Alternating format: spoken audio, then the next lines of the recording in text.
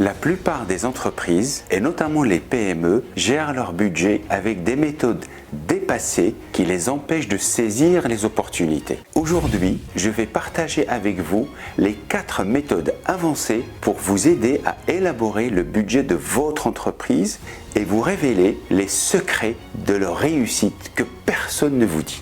À la fin de cette séance, vous saurez quelle méthode utiliser et quel piège éviter pour réussir impeccablement votre process budgétaire. Bienvenue dans cet espace où la finance rencontre le sens. Ici, on parle de stratégie, de pilotage et de leadership humain pour des décisions claires et une croissance durable. Je suis Redouane Snagui, fondateur du cabinet Beyond Horizons New Finance, dédié à la finance et au pilotage d'entreprise. Et le budget, j'en ai un nombre certain à mon actif dans de grandes entreprises comme dans des PME, différents secteurs, différents environnements et différents métiers. Aujourd'hui, je vous révèle tout sur les 4 méthodes avancées pour élaborer le budget de votre entreprise, méthodes que les grandes entreprises utilisent, mais qu'on adapte rarement, voire jamais aux PME et ETI. La 4e méthode est assez révolutionnaire. Elle risque de vous surprendre. Pourquoi les méthodes classiques échouent? Parce qu'elles traitent le budget comme une contrainte administrative, pas comme un levier stratégique. À la fin de la vidéo, vous serez convaincu que votre budget devrait être votre boussole de pilotage, pas votre boulet. Je vais présenter en détail les 4 méthodes et dans la dernière partie, vous guider dans le choix de celle qui convient le mieux à votre situation. Méthode numéro 1, l'allocation stratégique des revenus. C'est la fondation de tout budget performant. Principe simple et efficacité redoutable. Elle consiste à répartir vos revenus en 3 catégories fixes avant de détailler vos postes de dépenses. En gros, X% pour vos coûts opérationnels, tout ce qui est indispensable au fonctionnement quotidien et à la production de valeur. Y% pour la croissance et l'innovation, les investissements qui préparent l'avenir, la recherche et développement, marketing stratégique, nouveaux marchés. Et Z% pour les profits et la constitution de réserves pour la pérennité, les dividendes, les investissements futurs majeurs. En résumé, une partie pour les coûts opérationnels, une partie pour les investissements et une partie pour le renforcement de fonds propres. Pourquoi ça marche? Cette méthode force la discipline financière dès la conception. Impossible de dériver vers une gestion au fil de l'eau. Un cas concret, vécu d'une PME industrielle, 3 millions d'euros de chiffre d'affaires, secteur de la plasturgie. Situation initiale, 75% coût, 20% croissance et 5% de réserve. Diagnostic, sous-investissement chronique en innovation et trésorerie fragile. Réallocation progressive sur 18 mois, 60% de coût, 30% de croissance et 10% de réserve. Résultat concret, nouveau produit éco-responsable lancé, un contrat de 800 000 euros décroché et une trésorerie sécurisée. Ce que l'on ne vous dit pas sur cette méthode, ces pourcentages ne sont pas universels. En effet, l'approche pro, c'est d'ajuster ces pourcentages à votre industrie, votre phase de développement et à vos objectifs stratégiques. Sinon, elle est inopérante. Voici mes recommandations terrain à titre d'exemple pour 4 situations différentes. Startup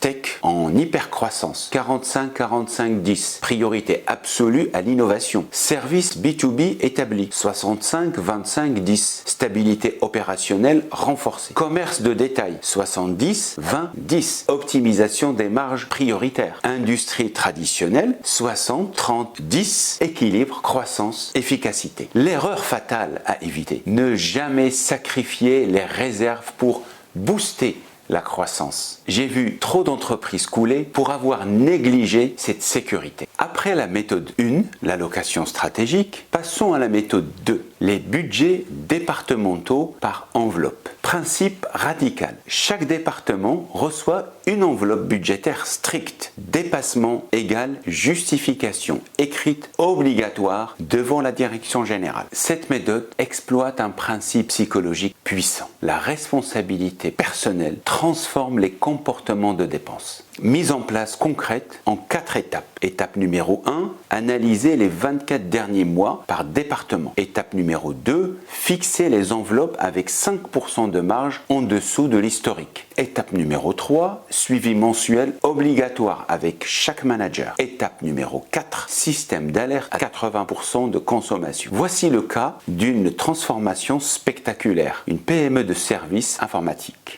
50 salariés, le directeur marketing réclamait constamment des budgets supplémentaires. Situation initiale, demande permanente. Le ROI est flou, des dépassements systématiques. Il me faut 50 000 € de plus pour cette campagne, 3 000 € pour ce salon, 2 000 € pour cette formation. Solution appliquée, enveloppe stricte de 18 000 € par mois avec un système d'alerte automatique et reporting mensuel obligatoire. Résultat en 6 mois, 25% de réduction des dépenses marketing, plus 40% de ROI sur les campagnes. Le focus a été mis sur l'efficacité. Amélioration du tracking et de la mesure des résultats. Le manager est plus stratégique et moins dans l'opérationnel dispendieux.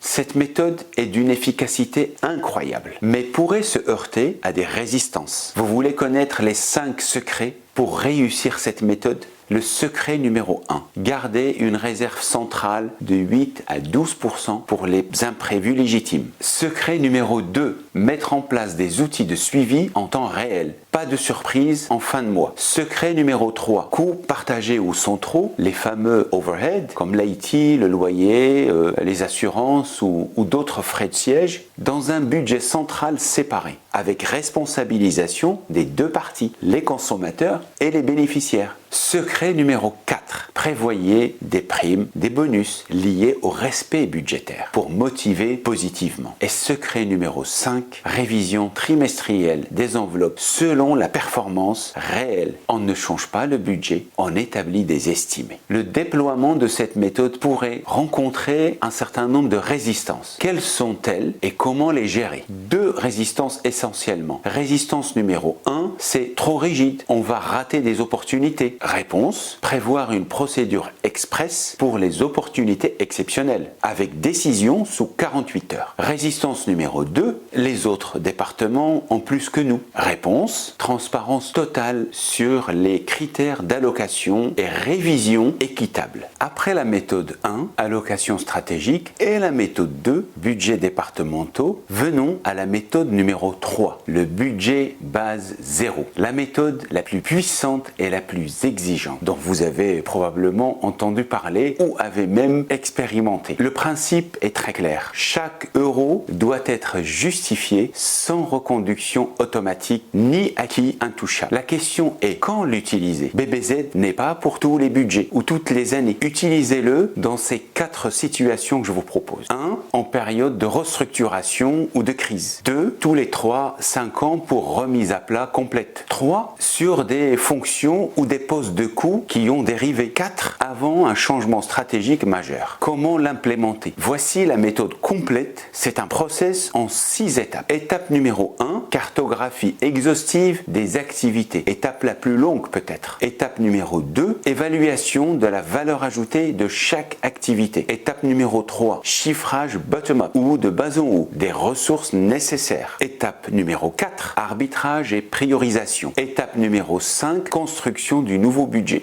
Étape numéro 6, plan de transition et communication. La durée de chaque étape dépend bien évidemment de la taille de l'entreprise, son organisation et sa maturité budgétaire. Laissez-moi partager avec vous le cas vécu d'une filiale bancaire en restructuration. Autour de 200 salariés, le contexte, une performance dégradée, des coûts en dérive et une pression du groupe. La mission, réduire les coûts de 15% sans impacter le service client. Conduite d'un audit budget base 0 révèle des chocs majeurs. 40% des coûts informatiques non justifiés depuis 3 ans. Licences inutilisées, des doublons par exemple. 25% des frais généraux devenus obsolètes. Des abonnements par exemple ou des services non utilisés. Et 30% des formations sans lien avec les besoins réels.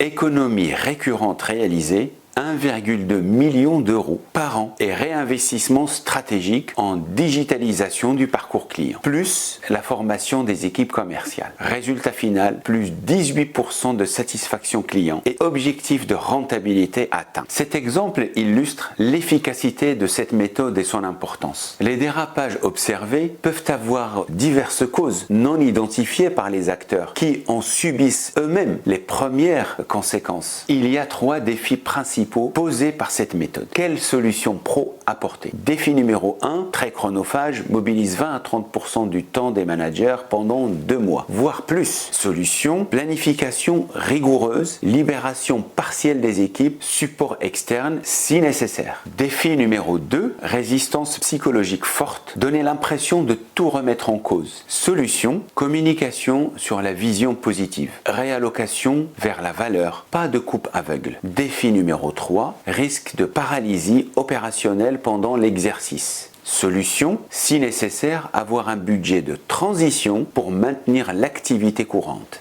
Après la méthode numéro 1, allocation stratégique, la méthode numéro 2, les budgets départementaux, la méthode numéro 3, le BBZ, on arrive à la 4e méthode qui risque de vous surprendre venant d'un professionnel de la finance et du pilotage. Méthode 4, le budget prévisionnel glissant. C'est un budget dynamique, l'agilité financière à l'état pur. Le principe est révolutionnaire, abondant du budget annuel figé et intangible au profit d'une prévision glissante sur 12 à 18 mois, actualisée chaque mois. Permettez-moi de vous apporter une précision méthodologique importante. Dans la plupart des entreprises qui adoptent cette méthode et qui ont une longue tradition budgétaire, on établit à la fois le budget considéré comme incontournable et intouchable et on réalise un forecast, un estimé qui s'arrête à la fin de l'exercice. D'autres entreprises font le budget toujours incontournable et font ce qu'on appelle un rolling forecast, un estimé glissant sur 12 mois. Ce que je vous propose ici, c'est d'en faire 2 en 1 et ce pour les entreprises de toute taille, y compris pour les larges corporates. Pourquoi? C'est l'avenir. Dans un monde volatile, prévoir à 12 mois fixes n'a plus de sens. Cette méthode s'adapte en permanence à la réalité et elle permet des économies en monnaie sonnante et trébuchante et en temps. Comment cela fonctionne? Chaque mois, analyse des écarts du mois écoulé, réactualisation des 3 prochains mois avec des données réelles, ajustement des hypothèses sur les 9 mois suivants, ajout d'un nouveau mois ou plus en fin de période. Je partage avec vous un cas d'application réussi, pas forcément spectaculaire, mais édifiant d'une entreprise e-commerce dans la mode. 8 millions de chiffre d'affaires. Mars 2020, ça vous rappelle quelque chose? Budget annuel classique complètement obsolète. Après quelques mois pour digérer la situation, le temps de se faire conseiller, passage en budget glissant ou roulant avec une adaptation rapide. Fermeture des magasins physiques, pivot digital complet. Résultat, plus 45% de croissance online. Survie assurée quand plusieurs concurrents ont fermé. Quels indicateurs clés à suivre? KPIs essentiels pour cette méthode, j'en vois 3. 1. Précision des prévisions. On mesure les écarts réels versus prévisionnels.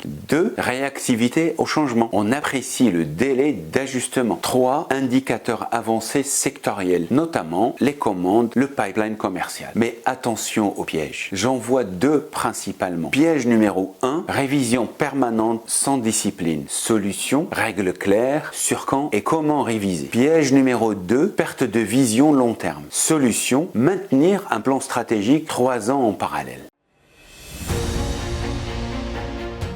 Maintenant, parmi les 4 méthodes présentées, allocation stratégique, budget par département, budget base 0 et prévision glissante, comment choisir la bonne méthode pour votre entreprise? Voici mon guide décisionnel concret que je vais illustrer par 4 situations différentes. Premier cas, vous débutez dans la gestion budgétaire avancée, allocation stratégique. 2, vous voulez responsabiliser vos managers, budget département. Vous traversez une crise ou une restructuration, budget base 0. Votre secteur est très volatile, prévision glissante. Mais honnêtement, êtes-vous obligé de vous cantonner à une méthode parmi ces 4? Pour ma part, la réponse est non. Et c'est l'expérience qui me guide dans ce choix. On peut parfaitement combiner ces méthodes. Et voici mes 3 combinaisons gagnantes. Première, une PME en croissance, 5 à 20 millions de chiffre d'affaires. Base, allocation stratégique, plus budget départementaux, plus prévision glissante ou budget glissant sur la partie commerciale uniquement. 2, un groupe groupe multi-activités, niveau groupe allocation stratégique, niveau filiale, budget, département, fonction support, BBZ tous les 3 ans. 3. Startup scale-up, budget roulant ou prévision glissante prioritaire, adaptation permanente, plus allocation stratégique pour garder le cap sur la croissance. La réussite de la méthode de votre choix, qu'elle soit unique ou une combinaison, est à votre portée, à condition d'éviter absolument ces 3 erreurs. Erreur numéro 1, vouloir tout appliquer d'un coup. La progressivité est obligatoire. Erreur numéro 2, négliger la conduite du changement. L'implication et la formation des équipes sont essentielles. Erreur numéro 3, rigidité excessive. Le budget doit servir la stratégie, pas l'inverse. Vous pouvez vous interroger sur les outils indispensables pour faciliter le déploiement de ces méthodes. Il y a en effet pléthore d'outils aujourd'hui. Mais ce qu'on ne vous dit pas, c'est que l'outil miracle n'existe pas. Même avec les systèmes sophistiqués que nous utilisions pour consolider les budgets de dizaines de pays dans les entreprises où j'ai travaillé, l'outil n'était qu'un facilitateur. En effet, l'outil doit faciliter la prise de décision stratégique, pas alourdir les processus. Si vos équipes passent plus de temps à lutter avec l'outil ou à le paramétrer qu'à analyser les chiffres et formuler des recommandations, c'est qu'il y a un vrai souci. Ce sont vos orientations stratégiques et vos méthodes qui guident votre choix de l'outil. On ne prend pas le dernier outil à la mode, même s'il affiche et qu'il utilise l'IA. Nous consacrerons d'ailleurs une session complète à ce sujet dans les prochaines semaines. Promis. Au lieu d'être une contrainte administrative, votre budget doit devenir votre cockpit de pilotage stratégique. Avec ces 4 méthodes, vous possédez maintenant les clés pour transformer votre approche financière et gagner en agilité concurrentielle. Dites-moi en commentaire quelle méthode vous semble la plus adaptée à votre situation actuelle. Si cette approche concrète vous aide, likez et abonnez-vous pour d'autres stratégies finance d'entreprise dans les toutes prochaines semaines. Prochaine vidéo, le leadership 2025, l'humain connecté. À très bientôt.